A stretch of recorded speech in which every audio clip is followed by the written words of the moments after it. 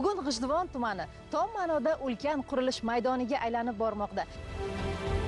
Qishloqlarning yo'llari 2 yilda 10 kilometrdan ziyod asfaltlashtirildi. Ana-mana degancha bir narsa yaralib qoladi, qishloq tanimay qolamiz.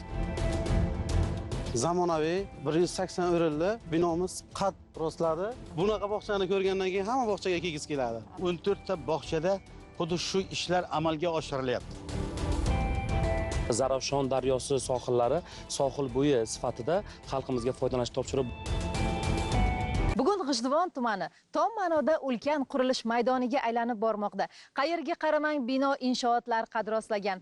Maktablar, maktabgacha ta'lim muassasalari, xizmat ko'rsatish obyektlari, tibbiyot muassasalarida ishlar qizg'in tus olgan. Bu esa G'ijduvon tumanining yangilanib borayotgan qiyofasi, aholi turmush tarzining yanada yaxshilanayotganidan darak beradi.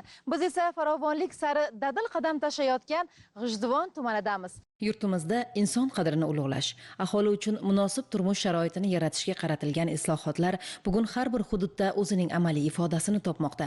G'ijduvon tumanida ham davlat dasturlari asosida amalga oshirilayotgan keng ko'lamli qurilish va bunyodkorlik ishlari ana shu ezgu maqsadga xizmat qilmoqda. Bugun tumanda umumiy qiymati 333 milliard so'mdan ziyod bo'lgan 70 ta ijtimoiy va infratuzilma loyihasi amalga oshirilmoqda. Bu raqamlar ortida esa minglab insonlarning ertangi kuniga bo'lgan ishonchi, farzandlar taqdiri va aholining farovon yashashi uchun amalga oshirilayotgan sa'y-harakatlar mujassam. Ayni kunlarda G'ijduvon tumanida prezident qarori doirasida 75 milliard 800 million so'mlik 7 ta yirik loyiha hayotga tatbiq etilmoqda. Yangi qurilayotgan va rekonstruksiya qilinayotgan maktablar, maktabgacha ta'lim muassasalari zamonaviy ta'lim muhitini yaratishga xizmat qiladi. Chunki sifatli ta'lim uchun avvalo munosib shart-sharoit zarur. Bugungi islohotlar faqat yangi binolar qurish bilan cheklanmaydi. Asosiy maqsad bolalarning xavfsiz, yorug' va barcha qulayliklarga ega ta'lim muassasalarida bilim olishi, o'qituvchilar uchun munosib mehnat sharoitlarining yaratilishidir. Zero ta'limga kiritilayotgan har bir sarmoya kelajakka qo'yilgan eng muhim investitsiya hisoblanadi. Hududdagi Qorabog' mahalla fuqarolar yig'inida barpo etilayotgan mana bu 420 o'rinli ta'lim maskani kelgusida mana shu sa'y-harakatlarning mevasini berishi shubhasiz. 6 milliarddan ziyod mablag' asosida qad rostlayotgan ushbu maskan hudud aholisiga ko'plab qulayliklar va zamonaviy shart-sharoitlarni taqdim etish arafasida. Mahalla nuroniylari tili bilan aytganda, bugungi zamonaviy imkoniyatlar oddiy bir qishloq ahli uchun yaqin kunlargacha katta orzu edi. Mana shu maskan Buxoro viloyatini eng chekka ko'shasi. Bizning qishloqdan keyin nariyog'i cho'l, Qozog'istongacha. Eng chekka qishloq. Shu qishloqda institut bitirgan paytimda bizni Qaraxo'yilga olib ketmoqchi bo'ldilar. Men aytdim, yo'q, bizning qishloqda maktabimizda men ahd qilib kelganman, rus tili o'qituvchisi yo'q deb. Va ularni rozi qilib kelganman shu yerga. Bitta buyruq bilan to pensiyagacha ishlaganman 35 yil. Endi qulayliklar hozirgi sharoit bilan qiyoslab bo'lmaydi. Bugungi atmosferani ko'rib odam havas keladi. Xususan yangi O'zbekiston davrida ana-mana degancha bir narsa yaralib qoladi, qishloq tanimay qolamiz. Maktabda o'zida o'zgarishlar. Kechagina mana stadion qurilgan edi. Qishloqlarning yo'llari 2 yilda 10 kilometrdan ziyod asfaltlashtirildi va bu yil yana hozir rasmga qilib qo'yibdi. Yana bir 3 kilometr, 4 kilometr yo'llarni asfalt qilamiz. Obodonchilik. Qaysi sohani o'mang, hammasi havasli. Maktabimiz binosi kirib tomosha qildim, 3 etajli. Bunaqa endi tushimizga ham kirmagan bunaqa holatlar. Markazlashgan isitish, sovutish sistemasi, nogironlar uchun, imkoniyati cheklangan bolalar uchun liftlar. Qishloqda lift qayerda edi? Mana bizga e'tibor, bu hammasi muhtaram prezidentimizning jonbozliklari, yo'lni to'g'ri olganliklarining mahsuli. Albatta xalqimiz juda rozi. Maktabimiz ta'lim tarbiya bo'yicha hatto respublikada birinchi o'rinni olgan paytlari ham bo'ldi. 24-25 o'quv yillarida 84 ta o'quvchidan 82 tasi oliy dargohga kirgan. Bu yil ham birinchi bitiruvchilarimizdan 100 dan ziyodi sertifikat olib qo'yibdi. Bu qo'llab-quvvatlashlarning yakuni nima bo'ladi? Yoshlar yetishib kelaveradi. Davlatimizning kerakli zarur joylarida kadrlar paydo bo'laveradi. Bu hammasi xalq farovonligi yo'lidagi niyatlarimiz amalga oshishi deb bilaman. Prezidentimizning olib borayotgan bu siyosatini qo'llab-quvvatlaymiz. albatta duodan biza yoshlar tarbiyasida ham, islohotlar rivojida ham doim biz kamarbastamiz. Ba'zan hudud taraqqiyotini raqamlar emas, balki insonlarning yuzidagi mamnunlik, bolalarning shodon kulgusi, mahallalardagi obodlik va xalqning ertangi kunga bo'lgan ishonchi ifoda etadi. Ha, bugun G'ijduvon ana shunday o'zgarishlar hududiga aylanmoqda. Prezidentimiz rahbarligida mamlakatimizda amalga oshirilayotgan islohotlar har bir shahar va qishloq hayotiga kirib borayotgan bir paytda G'ijduvon tumanida ham keng ko'lamli qurilish va bunyodkorlik ishlari izchil davom etmoqda. Hududda shu kabi yana ko'plab ta'lim maskanlarida qurilish ishlari qizg'in davom etmoqda. Xususan 10-67-son o'rta umumta'lim maktablarida ishlar shiddat bilan ketmoqda. Kelajak avlod taqdiri ta'limdan boshlanishi shubhasiz. Shu bois bugun qurilayotgan har bir sinfxona, har bir bog'cha va har bir sport maydonchasi ertangi kun uchun eng katta sarmoyadir. Tumandagi Xalqobod mahalla fuqarolar yig'ini hududidan o'tar ekansiz, yana bir maktabgacha ta'lim tashkiloti qurilayotganiga guvoh bo'lasiz. Azizbek aka, ilgari qishloq ahlini bolajonlari mana shu ta'lim tarbiyani qaysi binoda olishgan? Ilgari bachchalar ana shu binoga kelganlar. Bu bino 90-yil qurilgan, aslida 90-yil qurilgan. Bu binoda sharoitlari yo'q edi umuman. Mana hozirgi kunda kelib, zamonaviy 180 o'rinli binomiz qad rostladi. Xudo xolasa, bu yerga hamma sharoitlari bor, sport zallar, musiqa zallar, kirayli hamma sharoitlar yetarli. Prezidentimizni tashabbuslari bilan mana o'zlaringiz ko'rib o'tiribsizlar. Zamonaviy 180 o'rinli bino qad rostladi. Ilgari 90 o'rinli bino edi. Mana qishlog'imiz kengayib boryapti. Xudo xolasa, bolajonlarimiz mustaqilligimizni 35 yilligi arafasida bolajonlar xursand bo'lib zamonaviy bog'chada ta'lim tarbiya olishadi. Buni ko'p uzoq kutdik biz. Endi bolajonlar uchun aytilgan sport zallar, mana musiqa zallar yo'q edi. O'ynashga uyum maydonlar yo'q edi. Mana standartlarga to'g'ri kelmagan. Ochilsa, xudo xolasa, qishlog'imiz xursand bo'ladi. 6300 ta aholi Xalqobod mahallasida, shundan Xalqobod, Oqrobod qishlog'ida 420 nafar aholi bor. Bolajonlar mana men deyman, hech kim uyga o'tirmaydi. Bunaqa bog'chani ko'rgandan keyin hamma bog'chaga kelgisi keladi. Birinchi toifa, oliy toifa tarbiyachilarimiz bor. Shu yil mana 3 ta tarbiyachimiz oliy toifani oldi. Bu degani tarbiyachilarimiz o'zini ham standartga javob berib, bolajonlarga o'zini bilimini yetishtirib beradi deb o'ylayman. Men o'ylayman, bu yerdan yetuk farzandlar yetishib chiqadi. Davlatimiz rahbari boshlab bergan mana shunday tashabbus olis qishloqlargacha yetib keldi. Bugun qishloq bolalari ham shaharlarga havas qilishmaydi. Sababi mana shunday joylarda zamonaviy barcha talablarga mos, jahon standartlari asosidagi binolar qad ko'tarayotgan ekan, hech kimning armoni bo'lmaydi, albatta orzulari ushaladi, to'g'rimi? Bu uchun alohida prezidentimizga minnatdorchilik bildiramiz. Aholini orzulari, maqsadlari ro'yobga chiqyapti. Ularning murojaatlari inobatga olinyapti. Shunday.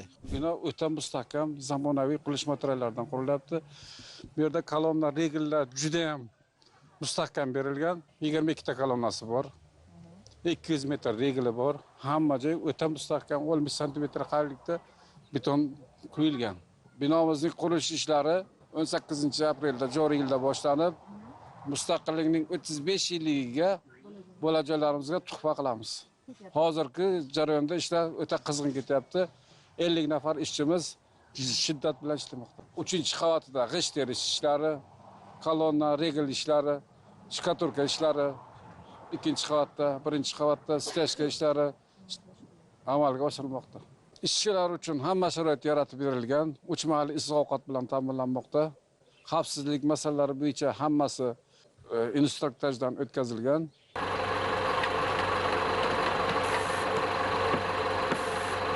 Farovonlik ovozini eshitganmisiz? Qurilish texnikalari ovozi, ustalarning mehnati, yangi inshootlar qad rostlayotganini ko'rib, g'ijduvonliklarning g'ayratiga havasingiz keladi. Bu yerda barpo etilayotgan har bir obyekt faqat beton va g'isht emas, balki inson taqdiri, aholi farovonligi, kelajak uchun yaratilayotgan mustahkam poydevordir. Bu yerda oddiy ishchidan tortib, quruvchi, firma boshliqlari, mahalla yettiligi, hudud mas'ullari hamma bir tanu bir jon bo'lib harakat qilmoqda. G'ijduvondagi bunyodkorliklarga 40 yildan ziyod mehnati singib kelayotgan nafaqadagi quruvchi Baxtiyor Tolipov hozirda 70 yoshni oralaganiga qaramay, yoshlik zavqi bilan qurilish maydoniga shoshadi. Bo'lakyon mahalla fuqarolar yig'ini hududida yangidan barpo etilayotgan 180 o'rinli 52-maktabgacha ta'lim tashkilotida bugun uning boy tajribasi va maslahatlari bilan yana bir mustahkam obyektning qurilishi jadal sur'atlarda olib borilmoqda. Mana shu obyektni shu yil boshladik, 2 oy bo'lib qoldi. 180 o'rinli bog'cha. Eng oxirgi yutuqlar asosida chizilgan proyekt tepla energiya zashishini uzoq nimalar ishlaydigan, istiqbolimizni saqlaydigan, ancha ekonom bo'ladigan elektr energiya boshqalarni turmaydigan obyekt loyihasi. Mana bu ishdan keyin mana ikkita ayvon yozgi dam oladigan joylari. Asosiy binosi shu. Mana bu yerda letni basseyn qo'yiladigan joyi bor plasatka. Ana bu nima gulzorlari ikkita 180-90 tadan ikkita yozgi naveslar. Dam oladigan bolalar. Zilzila bardoshligi hammasi zamonaviy standartlarga mos keladi. G'ijduvon qurilish maydoniga aylanib qolgan, hamma joyda qurilish, mana yonimizda bitta maktab qurilyapti. Bu ham boshlangan 2 yil bo'lgan, yo mana 4-5-tasini kelyapti. Men 47 yil bo'ldi stajim. Butun umrim mana shu qurilishda o'tgan. Mana birgalashib ishlaymiz yoshlar bilan birga. Ta'lim tarbiya berib ularga bilmaganlarni o'rgatib, o'zimiz ham o'rganib shu arada yangi nimalarni. G'ijduvonda qancha ishlarni qilganman, obyektlarni qurganman. Bolalarim ham undan avialarim ham o'tib ketsa ko'rsaman, bobom qurgan deb men xursand bo'lishadi. Yana bitta qo'shildi yoniga. Kasbimdan xursandman, albatta. Aslida bunyodkorlik faqat binolar qurish emas. Bu insonlarga munosib hayot yaratish, farzandlar uchun bilim maskanlari, nuroniylar uchun fayzli mahallalar, yoshlar uchun imkoniyatlar eshigini ochish demakdir. Shu bilan birga yangi ish o'rinlari yaratilib, aholining daromad manbaylari kengaymoqda. Bu esa har bir oilaning turmush tarzi yuksalishiga xizmat qilmoqda. Ayniqsa, yoshlarning iste'dodini qo'llab-quvvatlash, musiqa, san'at va sport sohasidagi yutuqlari mamlakatimizda inson kapitaliga qaratilayotgan e'tiborning yorqin namunasidir. Bugun mamlakatimizda olib borilayotgan islohotlarning barchasi inson qadrini ulug'lash uchun bo'lyapti desak mubolag'a emas. Sababi bugun ta'lim hamda tibbiyot sohasining isloh qilinishi, insonlarga sifatli xizmat ko'rsatish. Shu bilan bir qatorda xalqimizni ma'naviy hordiq olishi uchun aynan G'ijduvon tajribasida aytadigan bo'lsak, Tursun Sharif nomidagi madaniyat va islohot bog'imizni 22 gektar maydonda qayta foydalanishga topshirilgani, u yerni obod qilinganligi. Bundan tashqari Zarafshon daryosi sohillari sohil bo'yi sifatida xalqimizga foydalanishga topshirib bugun sifatli xizmat ko'rsatyapti. Tungi G'ijduvonni ko'rsangiz juda ham maza qilasiz. Ayniqsa Yusuf Hamadoniy Shoh ko'chasi 24/7 deb nomlandi va 24/7 xizmatlar yo'lga qo'yilgan. Bularning barchasi bizni xalqimizni ma'naviy hordiq olishi, inson qadrini ulug'lanishi, xalqimizga sifatli xizmat ko'rsatishga xizmat qilyapti desak mubolag'a emas. Yoshlarimizni kayfiyati juda ham yaxshi.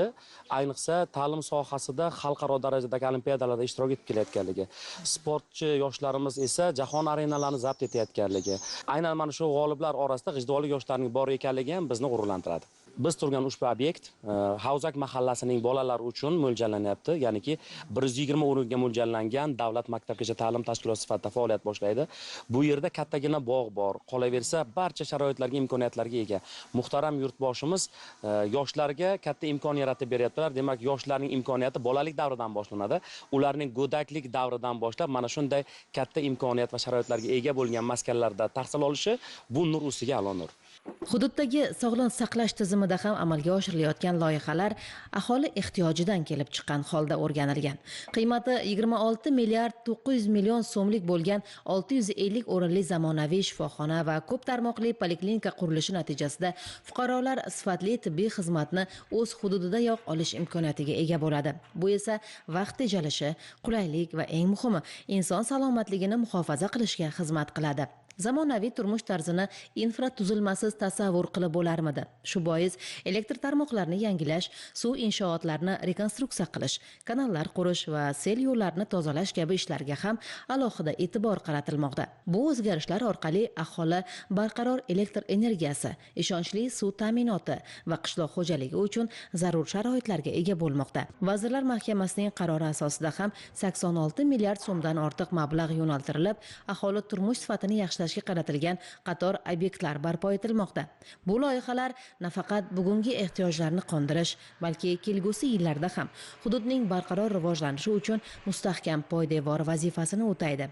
Eng muhimi, bugun mana shu tashabbuslar va islohotlar samarasida hudud aholisida ko'tarinki kayfiyat namoyon.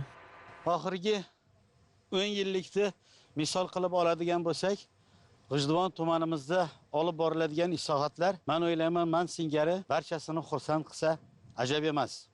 Men faxr bilan aytishim mumkinki, ana G'ijduvonimizda bugungi kunda 17 ta maktabda kapital rekonstruksiya, 14 ta shu jumladan 14 ta bog'chada xuddi shu ishlar amalga oshirilyapti.